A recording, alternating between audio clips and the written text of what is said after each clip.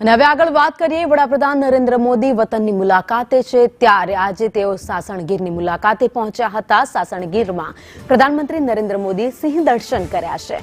પીએમએ 6 થી વધારે સિંહના દર્શન કર્યા. પીએમએ પ્રથમ 2 નર સિંહના દર્શન કર્યા હતા.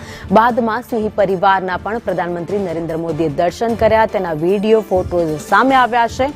બંબાફોલ નાકા પાસેથી જ ખુલ્લી જીપ્સીમાં સિંહ દર્શન પ્રધાનમંત્રી નરેન્દ્ર મોદી નિહાળ્યા હતા. કેન્દ્રીય મંત્રી ભૂપેન્દ્ર યાદવ, મુળુભાઈ બહેરા પીએમની સાથે હતા. પીએમ વાઇલ્ડ લાઇફ ડેની ઉજવણીમાં પણ ભાગ લેવાના છે. તો સાસણગીરમાં નેશનલ કોન્ફરન્સમાં પણ પ્રધાનમંત્રી નરેન્દ્ર મોદી હાજરી આપવાના છે. તો આજે પ્રધાનમંત્રી નરેન્દ્ર મોદીએ સિંહ દર્શન ગીરમાં નિહાળ્યા હતા. વધુ અપડેટ સાથે સંવાદદાતા કેતન ઓઝા મારી સાથે જોડાઈ ગયા છે.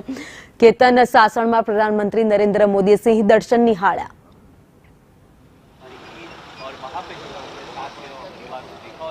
ચોક્કસ ભાવિની કે જે રીતે સવારે તેમને 6:30 વાગે છે તે સિંહ સદનમાંથી તેમને જે કાફલો ગયો હતો, જે બંબાફોડ નાકા પાસે તેમને રૂટ નંબર 2 પર પ્રવેશ કરવામાં આવ્યો, તે સ્પષ્ટ રીતે કહી શકાય. ત્યાં અંદર તેમને 2 નરસિંહો પહેલા દર્શન કર્યા હતા. ત્યારબાદ છે તેમને 6 સિંહોના દર્શન કર્યા હતા. સિંહ પરિવારના દર્શન કર્યા હતા અને ત્યાર સિંહ પરિવાર જોઈને તેઓ 9:30 થી 10 વાગ્યાની વચ્ચે પરત ફર્યા હતા. ખાસ કરીને સિંહ દર્શન કર્યા બાદ તેમની જે ટ્વિટર ઉપર પોતાના ફોટોગ્રાફ્સને તે ઉપર પોસ્ટ કરી છે. ખાસ કરીને જે વન્ય જીવન દિવસની ઉજવણી કરવામાં છે તેની મિટિંગ શરૂ થઈ ગઈ છે.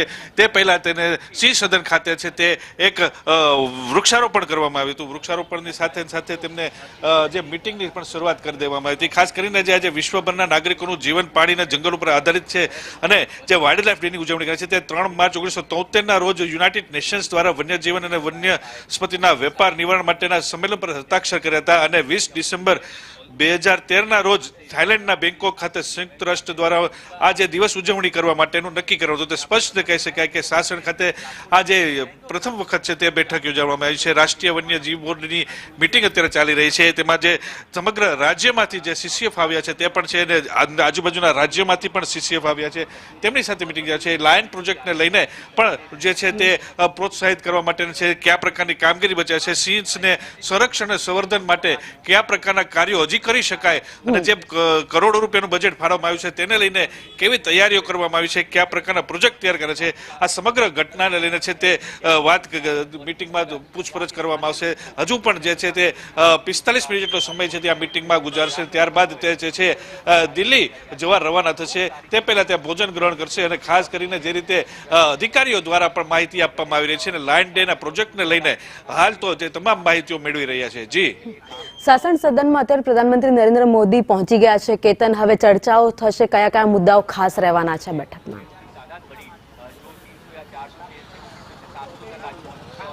ખાસ કરીને જે પ્રથમ તમે વાત કરી મુજબ છે કે આજ વાઇલ્ડ લાઇફ ડેની ઉજવણી કરશે, તેમાં કયા કયા પ્રકારના સિંહ સંવર્ધન માટેના કયા કરી શકાય, ઉપરાંત 2047 સુધીમાં લાયન પ્રોજેક્ટની અંગે જે રીતે કયા પ્રકારના કાર્યો કરવામાં આવે છે, અત્યાર સુધીમાં જે રીતે લાયન પ્રોજેક્ટની કારીગરી કરવામાં આવી છે તેને લઈને પણ તેઓ માહિતી મેળવી રહ્યા છે.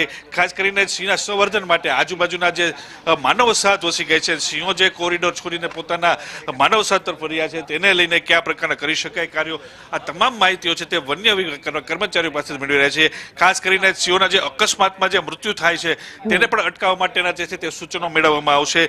ઉપરાંત જે રીતે રેલવે ટ્રેક નીચે જે અથડાતા સિંહોના મૃત્યુ થયા છે તેને પણ લઈને કયા પ્રકારની કામગીરી, આ તમામ બાબતોને લઈને તે છે તે તેના ચર્ચાઓ કરવામાં આવી રહ્યું માનવામાં આવી રહ્યું છે. ખાસ કરીને આ સમગ્ર બાબતને લઈને જે સમગ્ર વિશ્વમાં જે સિંહોનું એકમાત્ર ઘર જે સિંહ કહેવાય છે જૂનાગઢ જિલ્લો તેના માટે પ્રખ્યાત બન્યો છે, તેને લઈને કયા પગલાઓ ભરી શકાય તે તમામ પગલાઓ લઈને તે અત્યારના જે વિગતો મેળવી રહ્યા છે. જી, કેતન, અમારી સાથે જોડાયેલા રહેજો. આગળ પણ આપના પાસેથી અપડેટ લેતા રહીશું. તો પ્રધાનમંત્રી નરેન્દ્ર મોદી જેમણે આજે ગીરના જંગલોમાં સિંહ દર્શન કર્યા.